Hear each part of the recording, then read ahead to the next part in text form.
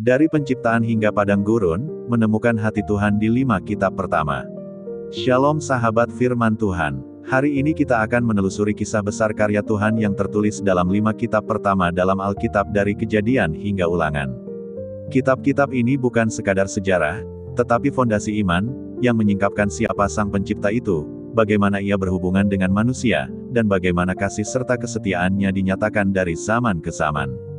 Namun sebelum kita masuk lebih dalam, kita perlu mengerti terlebih dahulu mengapa firman Tuhan perlu ditafsirkan dengan benar. Menafsir firman bukan hanya soal membaca atau menghafal, melainkan mengerti isi hati Tuhan di balik setiap kata yang tertulis. Tafsir yang benar menolong kita untuk mendengar apa yang Tuhan ingin sampaikan, bukan apa yang kita ingin dengar.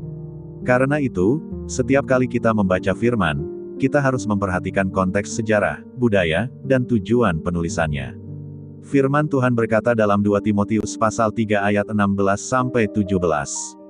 Segala tulisan yang diilhamkan oleh Tuhan memang bermanfaat untuk mengajar, untuk menyatakan kesalahan, untuk memperbaiki kelakuan, dan untuk mendidik orang dalam kebenaran, supaya tiap-tiap manusia kepunyaan Tuhan diperlengkapi untuk setiap perbuatan baik. Itulah sebabnya, kita menafsir bukan sekadar untuk tahu, tetapi agar hidup kita diubahkan oleh kebenaran firman itu sendiri. Mari kita mulai dari kitab Kejadian pasal 1-11, tentang penciptaan dan dosa awal. Pada mulanya, Tuhan menciptakan langit dan bumi.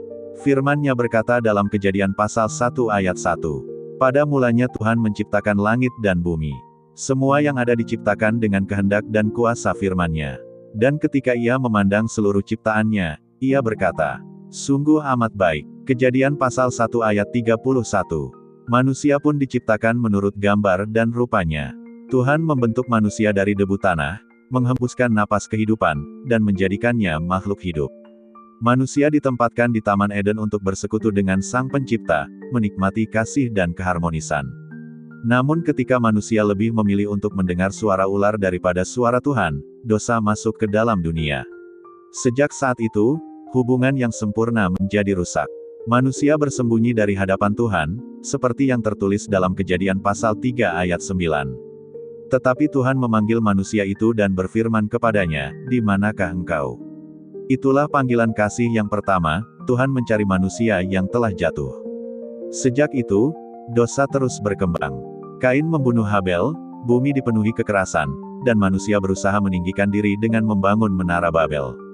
Namun di tengah kejatuhan itu, kasih Tuhan tidak berhenti bekerja. Ia menyelamatkan Nuh dan keluarganya, menandakan bahwa di tengah murka, selalu ada kasih dan rencana pemulihan. Kisah berikutnya adalah Kejadian 12-50, tentang Abraham, Ishak, Yakub, dan Yusuf.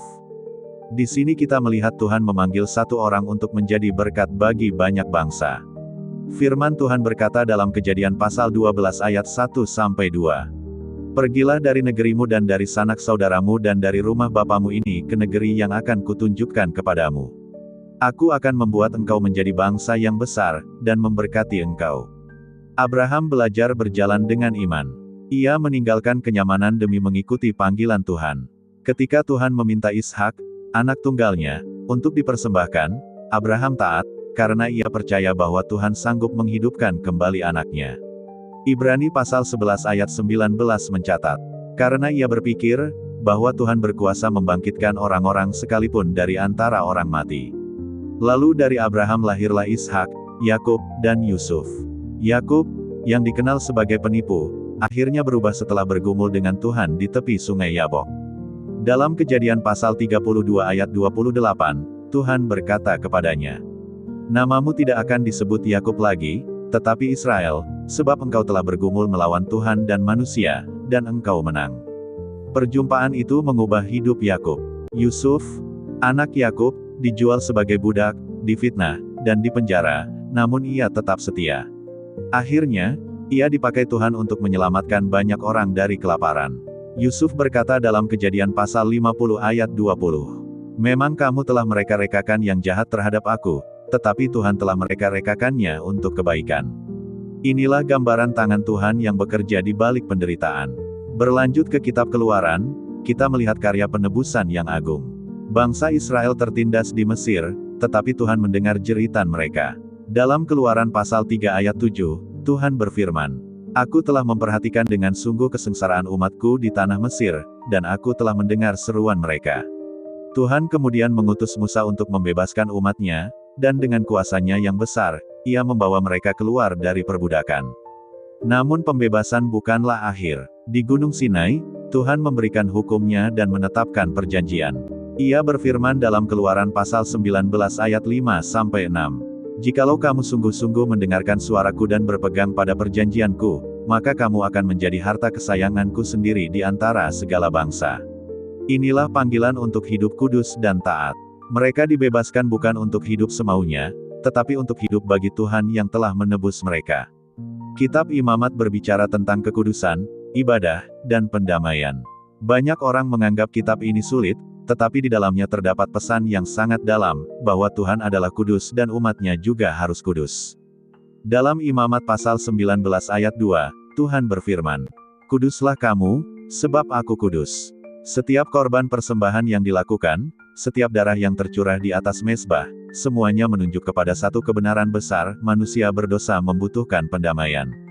Setiap korban menjadi bayangan dari korban sejati yang akan datang, Kristus sendiri.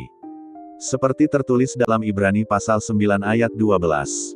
Ia telah masuk satu kali untuk selama-lamanya ke tempat yang kudus bukan dengan darah domba jantan atau anak lembu, tetapi dengan darahnya sendiri. Inilah inti dari imamat, kekudusan dan pendamaian hanya dapat ditemukan melalui korban yang sempurna.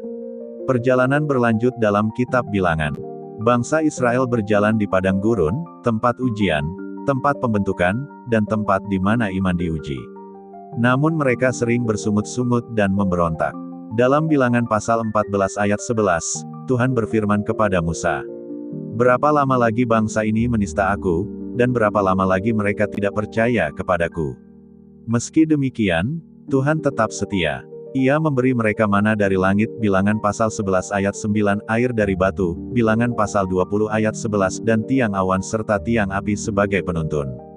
Padang gurun mengajarkan bahwa kasih setia Tuhan tidak bergantung pada kebaikan manusia, tetapi pada janjinya sendiri. Dalam setiap langkah, ia membentuk hati umatnya agar belajar bergantung kepadanya sepenuhnya. Akhirnya, kita sampai pada kitab Ulangan. Kitab ini berisi pesan terakhir Musa kepada generasi baru sebelum mereka masuk tanah perjanjian.